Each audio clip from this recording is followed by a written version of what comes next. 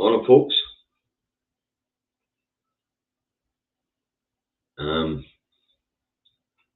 Sorry I had no broadcast yesterday. Something came up, something I had to deal with, and I'd forgotten about. So I do apologise for no broadcasting yesterday.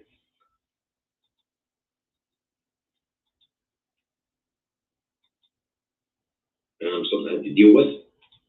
Unfortunately, the Two Davies show couldn't go either because David had something to deal with. His daughter was no well. So yesterday was a bit of a washout for the Two Davies and for the Indie Truck Davies show, but we'll get back on track. And I apologise for yesterday for both of us. Anyway, let's see who's on board. Morning, Robert. Morning, Stephen. Morning, Karen. Morning, David. Morning, Alex. Morning, John.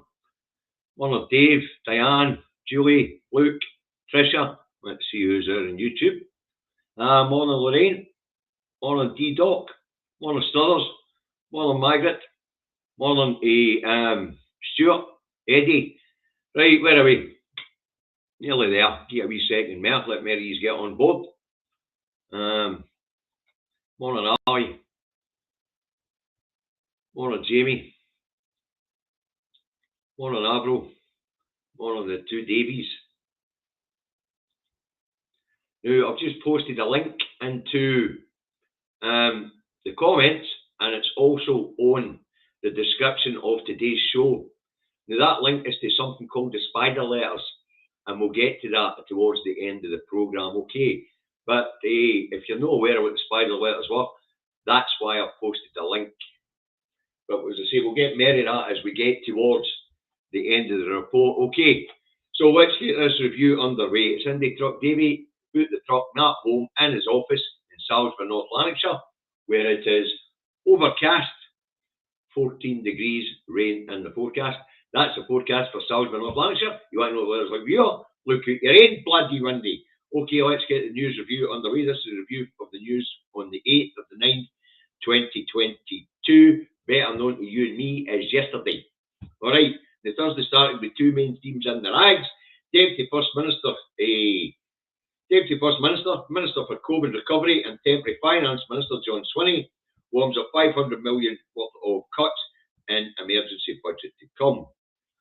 And also, the other main story in the rags is the new dawn of the criminal cabal in the House of Thieves and Carpetbagger announces massive transfer of wealth from public purse into private hands in energy cap con. All right, they own the 500 million cuts to public service budgets and emergency budget. Well, those in the public sector were warned. You can have your pay rise, but there'll be cuts coming down the line. Throw in inflationary pressures, and now we get to find out where the cuts are coming. So the public sector will get the pay rises they'll be looking for. There'll be 500 million cut for other services to cover it. So we'll find out who it is who's losing their jobs. Simple as that. Scotland's budget's fixed. There's no magic money tree in Scotland, no treasury in Scotland. Can't print money here. We're reliant on the BAMs down the road in the House of Thieves and Carpetbaggers. Throw in inflationary pressures which aren't being taken into account by those in the House of Thieves and Carpetbaggers. The Scottish budget's been squeezed by about 1.5 billion. So the fact that there's only 500 million worth of cuts coming, that's no bad going, to be honest with you. Right, the own Truss's plans to ease the impending pain of energy costs. Truss will make 130 billion available to the profiteers in the energy market to cap the unit rate for electricity and gas. Now, the average use household will only face bills of $2,500 a year, and we, the taxpayer, will pay back 130 billion given to the energy giants for the next 10 to 15 years. So, as I said earlier, it's a transfer of wealth to companies who are already going to make massive profits. The Treasury has a forecast that the energy giants will make 170 billion in profits over the next 2 years, and yet still they need a subsidy of 130 billion for the people to be able to provide us with energy. That's what's called a con, folks. It's a sleight of hand. Cap it now. Give them money. And then have us pay the money back to the Treasury through taxation or through our energy bills for the next 10 to 15 years. Talk about getting a piss taken out of us. Absolutely mental. I've stated this before, I'll state it again. All they had to do was cap it at whatever. Let's say that 2,500 and tell the energy giants you're getting bugger all. Nothing. There's no need to give the energy giants anything. They've already quadrupled, in fact, more than quadrupled, 5 times their profits for last year. 5 times them. Is that not enough?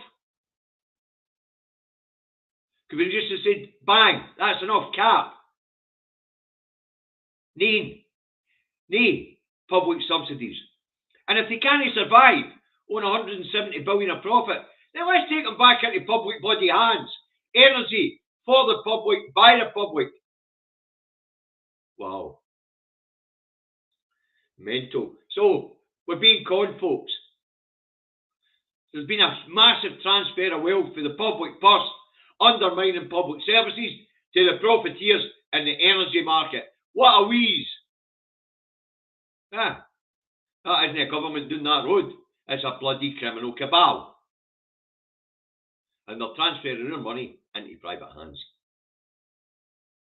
Which is interesting, actually, because there's reports coming out left, right and centre that the state's about to fall into disrepair and break down. The United Kingdom's done.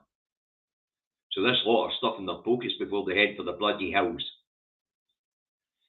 Right, moving on Thursday. And in amongst the problems facing Brexit land, the pound crashes in value to levels not seen since 1985. The diminishing value of the pound adds more inflationary pressures into the equation. Alright. Now the cost of importing goods and materials has just went up because the pound's not worth as much, so it costs more to buy materials. Alright.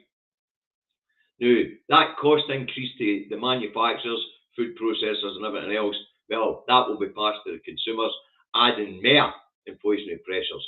This is madness. And according to economists, Liz Truss's intervention into the energy market will not help ease inflationary pressures enough to help the UK's stuttering economy. So, even the intervention in the energy markets will not slow the contraction, apparently. It will barely make an impact on the contraction. Because even at energy prices at 2,500 a year, wee Mrs. McGlumpher hasn't got any disposable income to spend in the market. So, therefore, the market contracts. No rocket science. It's deliberate. Wow. Anyway, moving on Thursday. A former Transport Minister here in Scotland, Derek Mackay, appears before the Public Audit Committee, which is looking into the awarding of the ferry contracts to Fergus Marine in Port Glasgow. Mr Mackay is asked by the Cuckoos in the Nest on the committee if Ferguson's got the contract for political reasons. Mr Mackay says no. Mr Mackay said the contract was awarded within the rules of public procurement. Mackay said he takes a share of responsibility for Ferguson's failures to complete the work on time and on budget, but he awarded them a contract. He would award them a contract again to protect the workforce and retain the skills on the Clyde. Now, I was watching that yesterday and I was pissing myself laughing. But here we have the Cuckoos in the Nest on about waste in public procurement, waste in spending, when about 2 ferries, 150 million quid overspend. Wow, Davy's like, wow, mental. We've got a 3 billion quid aircraft carrier with no catapult, no fecking airplanes, and it only made it 2 miles outside Portsmouth before it broke down. And we've got a 5.5 billion Ajax tank contract out there. Over the last 5 years since the thing's been awarded, they haven't come up with one viable bloody vehicle for the British military. So that's another 5.5 billion sparked up of all. By the Cuckoos Imperial Masters doing that road. And then throw in the 50 billion quid train set that hasn't got a track wage yet. Wow. Mental. And the cuckoos in the nest in the pot guy. They're on about 150 million, couldn't they make it up? Brilliant. But hey, so we'll be taking no lessons for the cuckoos in the nest imperial masters on public procurement, because they're absolutely pish at it. Wow. Right, let's move on. Thursday, and assisted dying is back on the books at Holyrood. Lib Dem irrelevance, Liam MacArthur lodges bill for deliberation on assisted dying for mentally competent adults. So, assisted dying is back on the books at Westminster. At Holyrood. Now, I can see both sides of this argument, and I'll follow this one closely as it goes forward. I mean, we don't let our pets suffer when they get towards the end. Surely a competent human being could be able to ask to dodge the pain and suffering and just ask to be, if they know they're terminal, you just ask to be peacefully put to sleep, to leave with dignity. But as I say, I can see both sides of the argument here, so I don't really, I'll report on it, but I'm not really going to offer much of an opinion on it, to be honest with you. All right, but anyway, assisted dying is back on the books at Holyrood. All right, moving on. Thursday, an online news network, The Wire, releases a report compiled by social media companies into state-run propaganda on their platforms. All right, the report says social media companies are getting better at spotting and stopping state propaganda campaigns.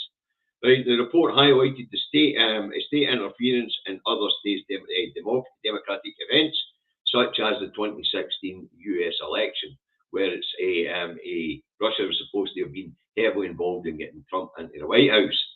Okay, the report by the social media giants say the UK, the US, Canada, New Zealand, and Australia all run propaganda to the public via social media campaigns. Now, the social media companies say they do try to stop them. Don't know how much truth in that, though. But the social media companies say they do try to stop them, and when they discover state-sponsored bots and false accounts, then they take them down. Right, and the state propaganda through social media is no secret in the UK. In 2015, the British Army announced the creation of the 77th Brigade, Psychological Operations Unit responsible for non-lethal warfare. And what they're saying is they're preparing the battleground. In other words, the army are being used to peddle propaganda, state propaganda, and they do it in the form of state-friendly videos and state-friendly blog posts and podcasts. All right. Now, in the report, they also talk about now. There's 1,500 soldiers in the 77th Brigade, by the way. I don't know if you know that. And what they do is they try and influence public opinion in favour of the state. Right, now, the report also mentions GCHQ and the Joint Threats Research Intelligence Group, who also peddle propaganda to the people. But their job is to get involved with campaigns online and sow division, to make sure there can be no coherent goes at the state, like the Don't Pay campaign, or the one that David and I were trying to get you guys involved in, dump your direct debit. We are telling you to pay, but only pay what you can. That way it doesn't affect your credit rating, you don't end up in the courts. Right, so GCHQ get involved in campaigns like that and sow division within the ranks of their campaigns to make sure their campaigns can be successful. Interesting, this report that came out for the social media companies. Apparently, social media companies are not happy at state manipulation of their platforms, and they are trying to stop it, apparently. It's not working very much with Clegg-book, is it? So, I wanted to highlight that report for you yesterday because it was actually quite an interesting report. Right, moving on, Thursday, and lunchtime rolls round, and First Minister's questions on, innit? First one of the new session, which has just been suspended again, but we'll get to that, all right? Anyway, first up was Dross, and Dross asked the First Minister about Liz Truss's intervention into the energy market, The First Minister says, too little, too late. And then Dross goes on the ferries. And he talks about Mr. Mackay's appearance in front of the committee that morning. And he says Mr. Mackay describes the ferries contract as catastrophic. The First Minister defends her position on the ferries and protecting the jobs on the Clyde. And basically Dross doesn't get a tanking and doesn't get sent to the naughty step. He gets to keep his seat. All right, now the interesting thing about the ferry fiasco is when the two boats are done, Ferguson Marine's a different shipyard altogether now. It's been modernised. The workforce is now up to speed on modern practices. That shipyard will be successful. The same way the government managed to turn around Prestwick Airport, it's now profitable as well. So it will be a success, Ferguson Marine. Okay. Anyway, next up was a Poverty Pie Sarwar, and he went on the rent freeze. He says he welcomes it, but it doesn't go far enough. And he wanted to know for the First Minister if the rent freeze would continue after March.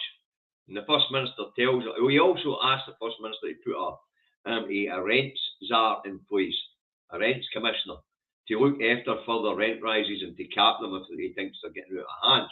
So the First Minister says the legislation for the rent freeze will be passed through Holyrood as quick as possible over the next 3 months, and that it will be ongoing and reviewed.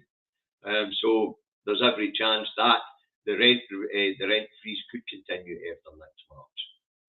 All right, so and on a rents commissioner to look at rents and cap them in areas where they're getting out of hand.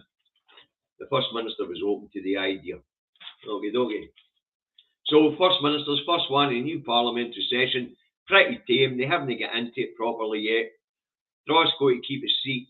Sarwar was being the nice boy, as I say, but Sarwar talking about cost of living crisis, no matter whether it's in rent or in food or in electricity or in gas. It doesn't matter. The man's a bloody hypocrite. That Poverty Pie Sarwar is part of the problem. He's not part of the answer. He's part of the problem.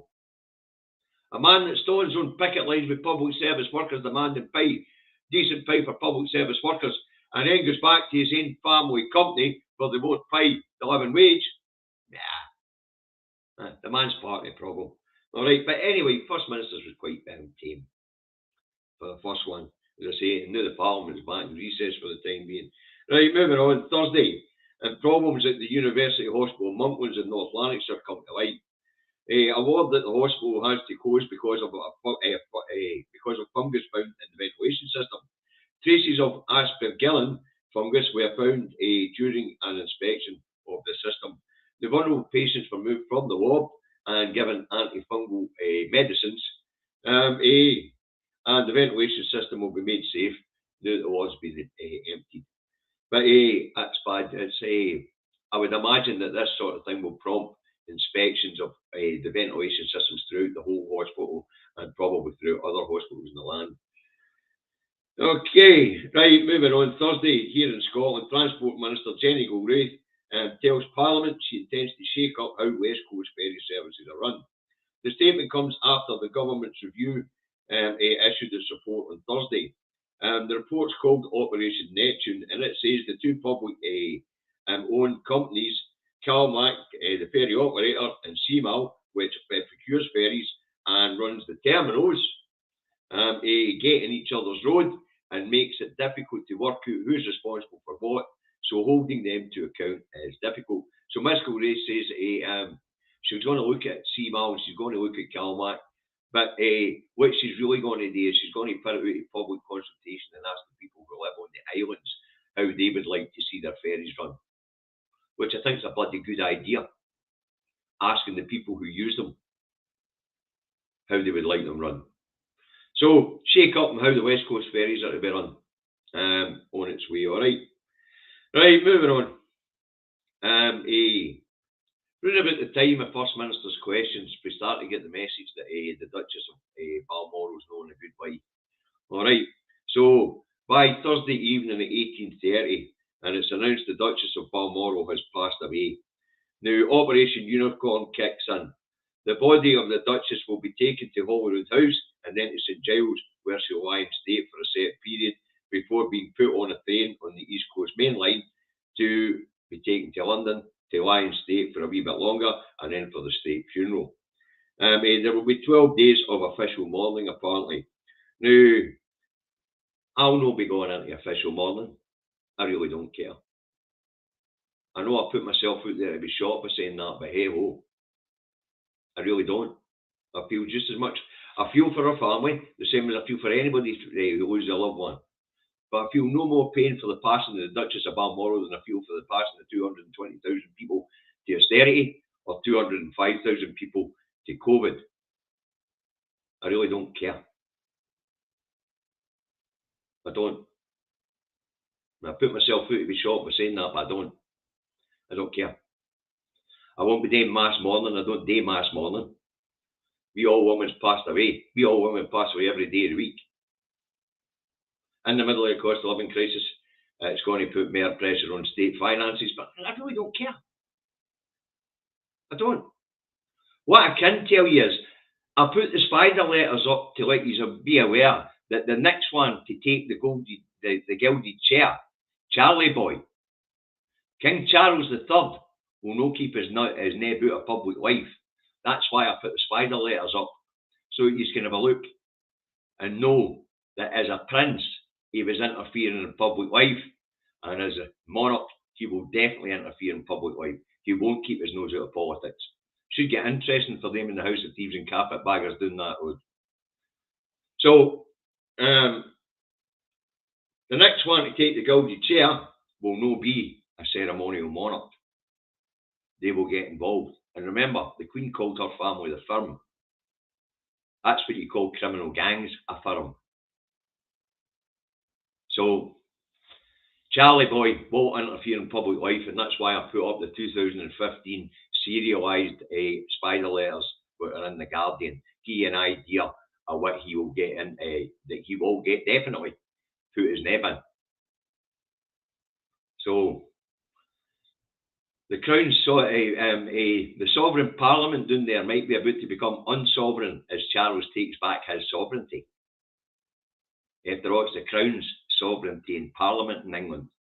Anyway, the serfs down that road will get into 12 days of four-log tugging and mourning. Davy won't.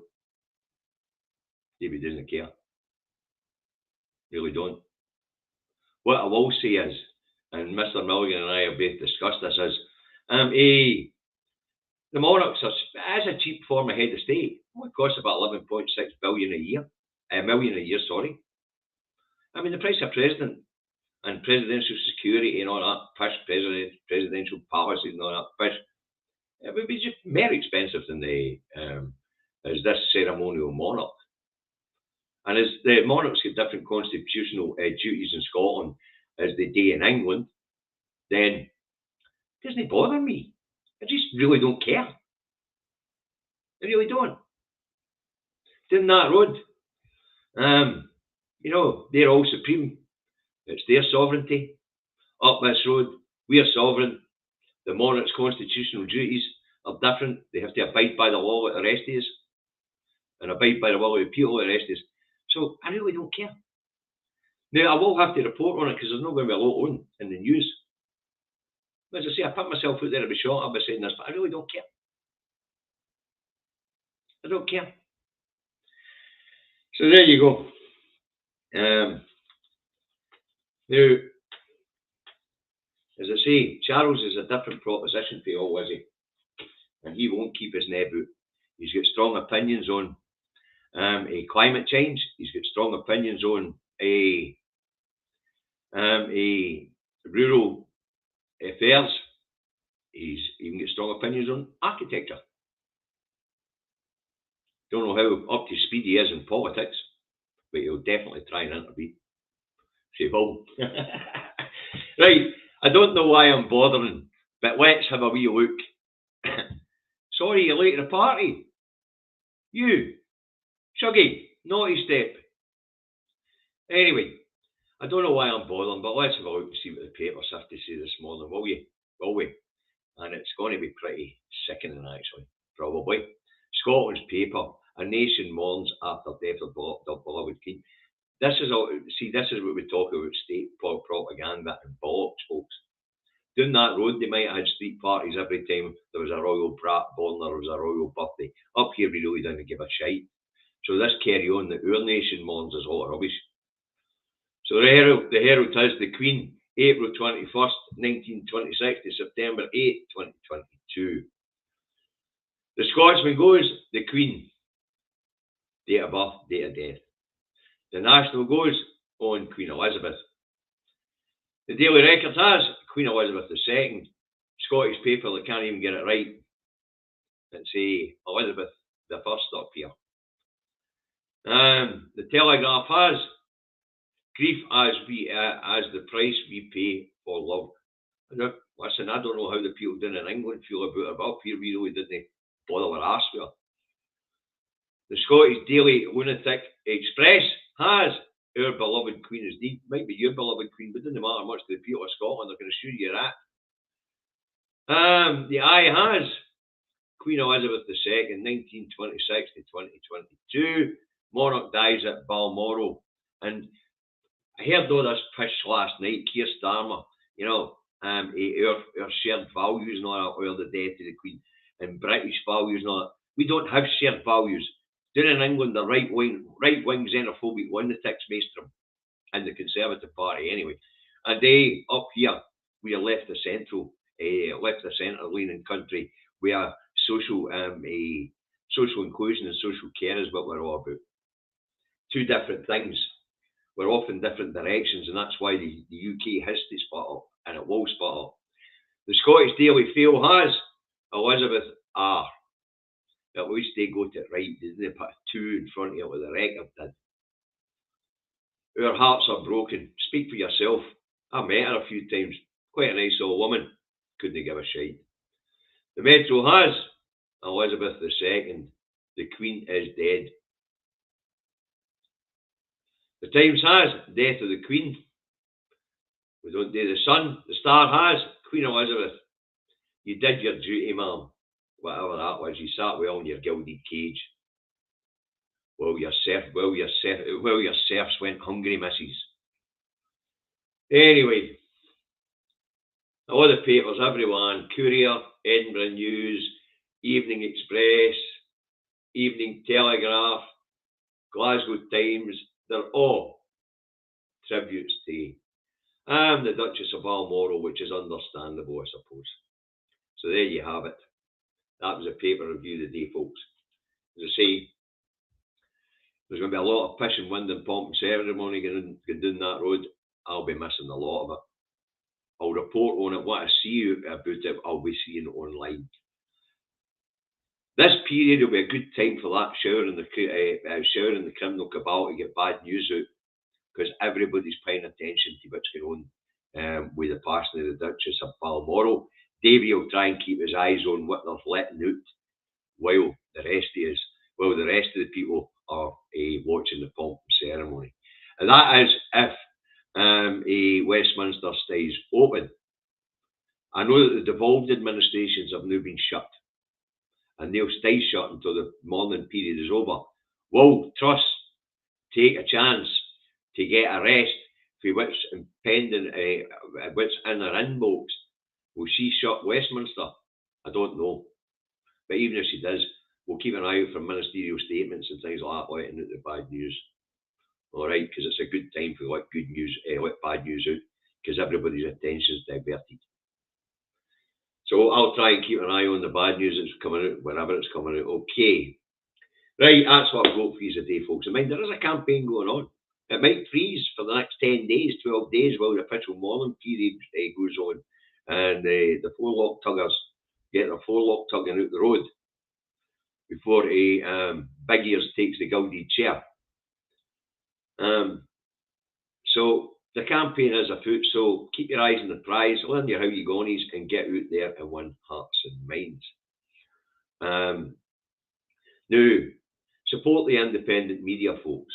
Support Broadcasting Scotland, support Independence Live, support Indie Live Radio, support Caledon Media, support Cruise Radio, support The iScot magazine support independent vloggers and bloggers and support the national newspaper. Now, if these independent bloggers and bloggers have got a fundraiser on the go and you've got a few shekels to spare, throw them in the pot. These people do fantastic work, all right? Because, you know, we don't want your money. All we want is if you like what we do, share it. Okay. Now, health messaging. 2 bits of guidance left: face masks in enclosed public spaces, clean hands and surfaces regularly. Nobody's paying much attention to the guidance, folks. But if you've got the sniffles, if you're feeling under the weather, show a wee bit of social conscience and mask up and do social distancing. Be responsible to your friends and your neighbours around about you in your community. All right. And if you're a health and social care worker and you're still using NHS lateral flow tests, please submit your results to the NHS, because you live in our communities. So it gives us a fair idea of what's in the communities. All right. Now, it's the last one of the week. Sorry about yesterday, as I say. Be back on Monday. I'm supposed to do it all again. I don't know if there's going to be much to talk about on Monday. I really don't. Remember the 2 Davies show this Sunday. Sarah Stroyers is going to come on and explain what Salvo is all about. And we look forward to that. All right, as I say, but come the review of the weekend on Monday. I haven't got a screw with what I'm going to have for you folks. I really don't. Because there's not going to be much else in the news except for the passing of the Duchess of Balmoral. Okay, now look after yourself, guys. Aye, Eddie, the 2 Davies will be on Sunday. Now, sorry about yesterday, something just got on the road for Beatties. David's daughter's no well. I had something to do as well, okay. But we will be back on Sunday, and we intend to be more often. We need to build the audience. We want to make an impact in this particular debate, because as far as we can see, all this piss and wind about there being a referendum is crap. There will be. All right. So, yes, there will be the 2 Davies on the Sunday, 1500 hours. All right.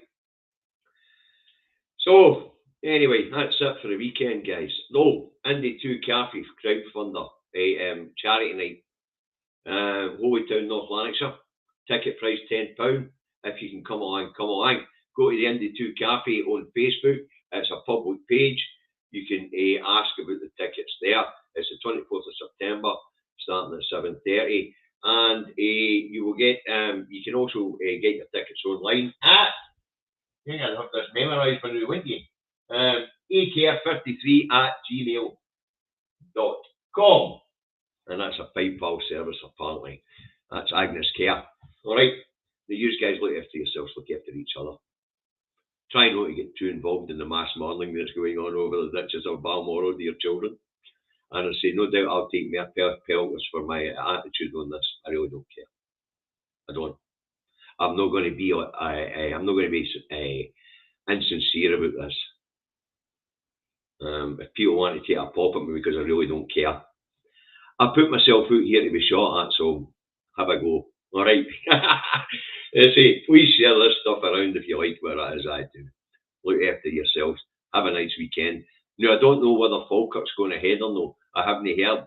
So if somebody can maybe stick it in the comments, whether the Falkirk march is going ahead or no, then I'd be handy to find out.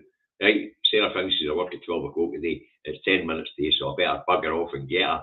Have a nice weekend, you lot.